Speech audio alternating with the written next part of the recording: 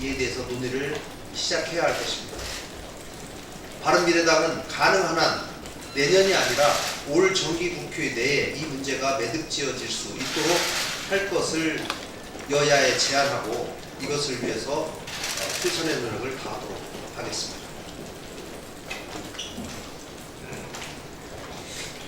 원구성 협상에 대해서 한 말씀 드리겠습니다. 원구성 협상을 위한 원내대표 회동이 있었습니다만 그 이후에 특별한 진척이 없습니다. 국민들께 죄송하다는 말씀을 드립니다. 두 가지 원칙을 일관되게 말씀드렸습니다. 상식과 원칙, 또 국회의 관행과 절차가 존중되어야 합니다. 또 각 협상 결과를 가지고 각 구성원들의 동의를 받아야 되기 때문에 역지사지하는 마음으로 임해야 된다. 이 두 가지의 원칙을 가지고 각 당이 임한다면 저는 쉽게 타결될 문제다 이렇게 생각합니다. 여당도 보다 책임감을 가지고 대승적 차원에서 하루빨리 원구성 협상이 되도록 임해야 할 것입니다. 야당도 2년 전 과거 여당 때 생각했던 또 국정을 제대로 운영되도록 해야 하는 것도 중요하다라고 하는 그 점을 인식하고 원구성 협상에 임해줄 것을 부탁드리겠습니다. 7월 초에 마무리되도록 되기를 희망합니다. 또 이를 위해서 다른 정당들을 적극적으로 협조를 요청하고 견인해 나가도록 하겠습니다. 최근에 민평당 의원님들을 중심으로 개혁입법연대다 이렇게 주장을 하면서 소위 갈라치기를 하고 있습니다. 이 부분에 관해서 저는 심각한 유감을 표명합니다. 마치 바른미래당이 개혁입법에 반대하는 세력인 것처럼 인식을 주기 위한 의도적인 행동이다라고 생각합니다. 소위 156석이라고 하는 것은 국회에서 안건이 상정이 되었을 때만 투표할 때 기능을 하는 것입니다. 지금은 국회 선진화법상 2당 3당의 동의가 없다면 안건 상정 자체가 불가능한 상황입니다. 그렇기 때문에 개혁입법연대를 운운하면서 마치 바른미래당이 개혁입법에 반대하는 양 간접적으로 공격하고 있다고 저는 생각합니다. 저희 바른미래당은 개혁입법에 더욱 앞장서겠습니다. 나라 경제에 도움이 되는 일이라면 규제개혁입법을 포함해서 어떤 법이든지 먼저 선도해 나가고 다른 여당과 다른 당의 협조를 먼저 구하도록 하겠습니다. 이상입니다. 이어서 준진 의원님 발언 계속 해주시면 감사하겠습니다. 이학재 의원님.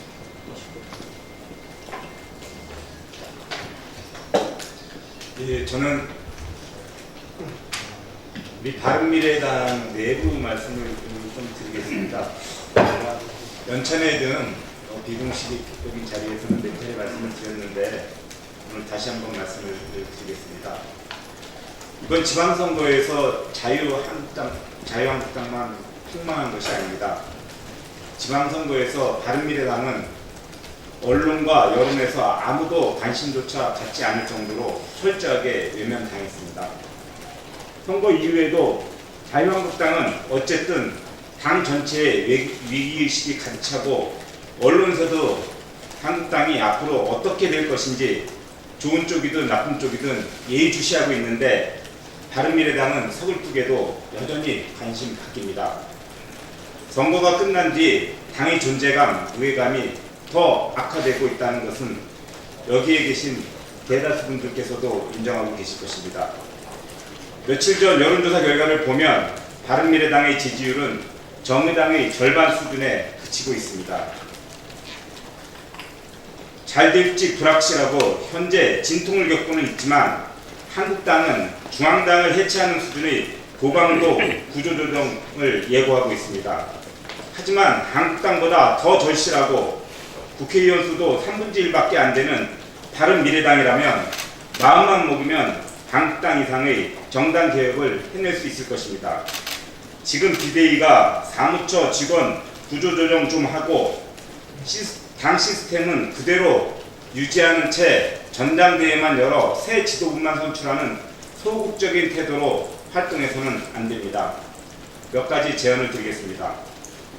당 조직은 오로지 선거와 당원의 참여를 원활하게 하는 시스템, 즉 위원회 중심으로 전환하고 국회에서 다뤄야 할 주요 이슈, 국가 현안은 원내 중심으로 논의하고 발표하는 게 정당입니다. 원내 정당, 바른미래당부터 당장 실천해야 합니다. 아침마다 당대표와 최고위원들이 세상만사 다 관장하듯 개인 입장을 내놓는 이런 지도부 구성을 언제까지 되풀이할 것입니까? 이를 위해 시도당과 지역위원회를 해체하고 지역위원장도 선출하지 말아야 할 것을 제안드립니다. 이번 선거에서 5% 정당이 공천 다툼은 제일 심하게 한 게 우리의 현 주소 바른미래당의 민낯입니다. 괜히 돈 들여서 지도당 운영하고 그 안에서 개파 싸움만 하는 그런 퇴행적, 소모적 정당 정치를 당장 끝장내야 합니다. 지도당과 지역위원회 대신 중앙과 위원회 중심으로 모인 전국의 당원과 지지자들이 온라인을 기반으로 실시간으로 소통하고 의사결정을 할 수 있는 온라인 정당 시스템을 도입할 것을 제안합니다. 4차 산업혁명 기반 정당, 미래정당으로 지금까지 존재하지 않은 정당, 전혀 새로운 정당을 만들겠다는 비전을 제시하고 실천할 수 있어야 바른미래당이 살아날 수 있을 것입니다. 특히 바른미래당은 청년층, 개혁적 보수, 중도층에게 어필할 수 있는 정당으로 재탄생하지 않으면 결코 미래가 없을 것입니다. 청년층과 관련해서는 10대부터 당원을 키워내고 대학생, 20대들이 적극적으로 참여할 수 있는 통로를 마련해야 합니다. 당대표 선출과 관련된 전당대회를 언제 열고 누가 당대표가 되느냐보다 비대위가 당을 어떻게 바꿀 것인지 방향을 정한 뒤에 새로운 지도부가 이를 실천하도록 담보할 수 있는 상황에서 전당대회를 개최하는 것이 바람직하다고 생각합니다. 이어서 비대위원님들 말씀 계시겠습니다. 오늘은 순서에 따라 오신환 의원님 예, 짧게 한 말씀만 드리겠습니다.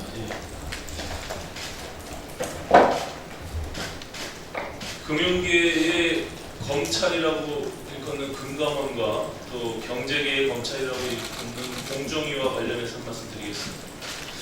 올해 경제 전망에 관한 국민들의 우려가 매우 커지고 있는 상황입니다. 그래서 오늘 또한 경제 현안에 집중해서 말씀드리겠습니다. 시중은행들의 대출 금리 조작에 대한 엄정한 처벌을 요구하는 여론이 커지고 있습니다. 그럼에도 불구하고 금감원은 시중은행들이 얼마나 많이 금리 조작을 저질렀는지 은행들의 자체 조사에 맡기겠다는 어처구니 없는 입장을 밝히고 있습니다. 금감원이 본연의 역할인 금융감독을 포기하고 국민을 우롱하고 있는 것입니다. 바른미래당은 금감원이 이 같은 무책임하고 무원칙한 행태에 대해 하반기 국회가 개원하는 즉시 엄중한 책임을 묻겠다는 점을 분명히 밝힙니다. 다른 하나는 공정거래위원회 문제입니다. 어제 공정위의 민관합동특별위원회 전속 고발권 폐지와 관련해서 내용들을 논의 결과를 공개했습니다. 전속 고발권 전면 폐지는 문재인 대통령의 공약사항입니다. 하지만 이 특별위원회에서 논의조차 되지 않았다고 합니다. 또 선별 폐지보다는 보완과 유지하는 의견이 더 많이 나왔다고 합니다. 공정거래위원회가 전속 고발권은 특정 재벌을 봐주기 수단으로 악용되어 왔습니다. 지난해 대선에서 문 대통령 민주당이 앞장서서 폐지하겠다고 약속한 사안입니다.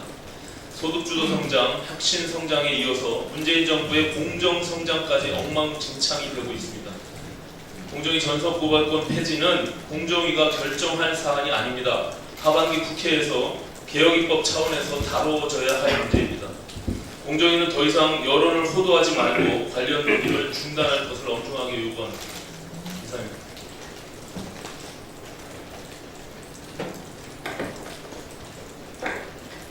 정병국 의원님의 규제개혁 말씀에 이어서 저도 한 말씀 드리겠습니다. 문재인 대통령 주재로 27일 오후에 열릴 예정이었던 규제개혁 점검회의가 준비 부족을 이유로 취소되었습니다. 규제혁신회의도 못 연 한심한 규제개혁의 현 주소입니다. 청와대 고위관계자의 발언에 따르면 혁신안에는 4차 산업의 핵심인 공유경제에 대한 규제개혁안이 부족하다고 합니다. 국회에서 이미 공유경제법이 발의가 되었지만 해당 상임위의 정부 부처가 소통 부족과 이해 당사자 간의 갈등으로 여전히 서비스가 난망한 상황입니다. 한참 논란이 되었던 ICO 또한 마찬가지입니다. 국내 ICO 규제를 피해서 싱가포르로 몰려간 국내 블록체인 업체들의 해외 법인 개설로 인해서 싱가포르 로펌은 대호황이라는 웃픈 이야기가 들립니다. 심지어 정부가 산업을 육성하겠다며 새로운 규제를 만들어내는 경우도 있습니다. 산업통상자원부 산하의 국가기술표준원은 지난 3월 드론 설계와 부품, 비행 제어 시스템 등을 명시한 규격을 제정을 하였는데 이 드론이 인증을 받으려면 설계를 바꿔야 할 뿐만 아니라 각 분야에 사용되는 드론의 설계가 각각 다른데도 일률적인 잣대를 들이대며 업계의 반발을 사고 있는 현황입니다. 이대로라면 규제 개혁이 난망합니다. 정부는 국민의 안전과 생명 등 꼭 필요한 것을 제외하고 사업의 측면에 제한을 가는 규제를 철폐하는 네거티브 시스템을 확대해야 될 것이며 정부와 공공기관이 앞서서 기득권 카르텔에서 벗어나야 할 것입니다. 규제개혁의 속도를 지금 높이지 않는다면 문재인 대통령이 답답하다라고 말씀하시면서 경제부처의 마지막 경고를 한 것처럼 국민도 문재인 대통령과 정부에게 경고를 날릴 것이라는 것을 말씀드립니다. 이상입니다. 최입 의원님 이지연 의원님 말씀 주시겠습니다. 아까 이학재 조민 의원님께서 말씀 당내 개혁 때 관련해가지고 말씀을 하셔서 제가 이어서 좀 더 말씀을 드리도록 하겠습니다. 미국 민주당이 11월 중간선거에서 승리한다는 전제 하에 차기 하원 의장으로까지 거론되는 중진 의원이 정치 경력이 전무한 여성 후보와 맞붙어 민주당 경선에서 충격적인 패배를 한 일이 최근에 발생했습니다. 미 하원 예비선거에서의 최대의 파란을 일으킨 인물은 오카지오 코르테스라는 불과 몇 달 전까지만 해도 레스토랑의 웨이트 리스트로 일했던 경력까지 더 화제가 되고 있는 상황입니다. 미국의 중진 의원이 크롤리를 꺾은 이변에 대해 많은 전문가들은 정책에 있어서 밋밋하고 반쪽짜리 제안을 하고 그저 어울려가는 수준의 민주당 기득권층에 대한 반란으로 해석을 하고 있습니다. 이는 지금 우리 당내에 시사하는 바가 크다고 생각합니다. 우리는 비대위도 구성하고 당무개혁 특별위원회도 출범했으며 당원대표 선출자 대회 일정도 잡아나가고 있고 또 정책정당을 위한 정책 워크숍 계획도 속속 발표하고 있습니다. 여기서 함께 우리가 지속적으로 물어야 할 질문은 시대의 변화를 충분히 읽고 변화의 시대에 맞는 전략인지 함께 따져 물어야 합니다. 제가 이 자리에서 여러 번 이야기하고 있는데 그저 어울려가는 수준, 봉합하는 수준의 정책과 운영으로는 우리가 안주하고 있지 않은지 다시 물어야 합니다. 예를 들어서 바른미래당은 젊은 정당을 표방하면서 당원 71조와 당규 32조에는 여성, 청년, 장애인, 정치 시민들에게 가산점을 부여한다 정도로 요식적인 문구만 적시해 놓고 있습니다. 근데 이것 또한 이번 지방선거 공천 과정에서 지켜지지도 않았습니다. 당원 대표자 대회를 앞둔 매우 중차대한 이 시점에서 대대적인 당원 당규 개정을 통해서 젊은 세대들이 공감할 수 있는 당의 청사진을 만들고 플랫폼 경제 시대에 걸맞는 조직 문화도 만들고 또한 두리뭉실한 당의 강령이 아닌 우리가 무슨 일을 하고자 하는지 정확한 정강 정책에 대해서 청사진을 보여줄 때라고 생각합니다. 그리고 아까 말씀하셨듯이 지금 보수 정당은 진공 상태입니다. 우리가 이 영역을 어떻게 차지할지도 치열하게 고민해야 한다고 생각합니다. 짧게 그리고 지금 그 인구 절벽 곧 이제 정부가 그 인구 저출산 정책을 다음 주에 발표를 하기를 예정을 하고 있기 때문에 관련해서 몇 가지 말씀을 드리겠습니다. 저출산에 따른 인구 절벽을 걱정하는 우리 국민들의 불안이 늘어나고 있습니다. 통계청이 27일 발표한 4월 인구 동향에서는 출생아 수치가 27,700명까지 감소를 했고요. 이는 전년 동일 기간보다 8.9% 추락했고 또 전월보다 3,200명이나 감소한 수치입니다. 81년 통계 작성 이후로 4월 출생아 최저치고 또 월별 출생아 수도 지난해 5월부터 12월 역대 최저치를 경신하고 있습니다.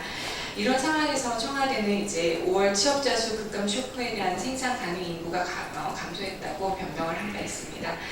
정부는 2006년 이래 126조 원을 쓰고도 출산율을 올리지 못한 것은 예산이 적재적소에 쓰이지 않았다는 방증입니다.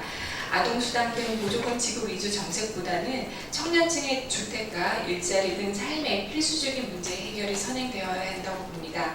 나라의 재원이 상당 부분을 출산을 준비하는 신혼부부에 맞춘다는 방향으로 집중해야 된다고 봅니다. 이는 단순한 소득 분배 정책이 아닌 새로운 사회 서비스 일자리를 만드는 선순환 정책이 될 거라고 봅니다. 또한 기존 정책을 180도 뒤집는 발상의 전환과 파격이 필요해 보이는데요. 이전에 출산 정책에 한계가 있다며 선진국 사례에서 보듯이 적극적인 이민 정책도 이제는 고려해 볼 시기라고 봅니다. 고학력 전문 인력 혹은 전문 기술 위주의 이민 유입을 시작으로 장기적인 이민 확대 정책 지금부터 선도적으로 준비를 했으면 좋겠습니다. 다음 달 4일 정부가 새로운 저출산 대책을 발표할 텐데요. 발표된 정부의 저출산 정책이 단기적인 땜질이 아니라 문제의 본질을 다뤄주기를 희망하는 바입니다. 감사합니다. 이상 비대위원님과 김기준님 모두 발언 마치고 회의를 비공개로 전환하도록 하겠습니다. 네네. 비대위원장님 말씀 주시죠. 네, 이학재 의원이 이지영 비대위원님 말씀해 주신 것처럼 비공개에 대해서 또 보여드리고요. 우리 김관영 원내대표께서 이야기하신 민평당 일각의 개혁입법 연대에 대해서 제가 좀 말씀을 드리겠습니다. 이 민평당 일각에서 주장하는 개혁입법 연대는 심각한 문제점과 그리고 여론을 호도하고 있다고 생각합니다. 바른미래당은 반개혁이라고 이야기하는 그런 것이 숨어 있는데 지난 1년 내내 구조개혁, 노동개혁, 구조개혁, 민생개혁을 1년 내내 외친 정당이 바른미래당입니다. 그때 민평당은 어디서 뭐하고 있었습니까? 그리고 이 두 번째, 이것은 지긋지긋한 적대적 양당제로 해결하겠다는 발상입니다. 그동안 동서통합 그리고 이념통합을 외면하고 호남 지역당으로 전락한 상태에서 그리고 다시 자신들도 한때 낡은 이념 개파패권에 사로잡힌 민주당을 벗어나서 국민당에 합류했던 사람들이 이제 와서 다시 그 낡은 이념과 개파패권의 민주당과 말로만의 개혁입법을 이야기한다는 것이 얼마나 자기 부정입니까? 그리고 김관영 원내대표께서 말씀하신 대로 국회는 일단 모든 교섭단체 정당들이 대화하고 소통하면서 모든 안건들을 만장일치로 처리하는 것이 국민 통합을 위해서도 가장 바람직한 방식입니다. 그러한 노력을 하지 않고 처음부터 개혁 대 반개혁으로 이분법적으로 국정을 운영하겠다고 하는 것은 이것은 국민 통합에도 대단히 제외되는 발상이다. 이런 지적을 드립니다. 회의를 비공개로 전환하겠습니다. 도저히 여러분 감사드립니다. 또 우리 당직자들께서도 이석해 주시면 감사하겠습니다.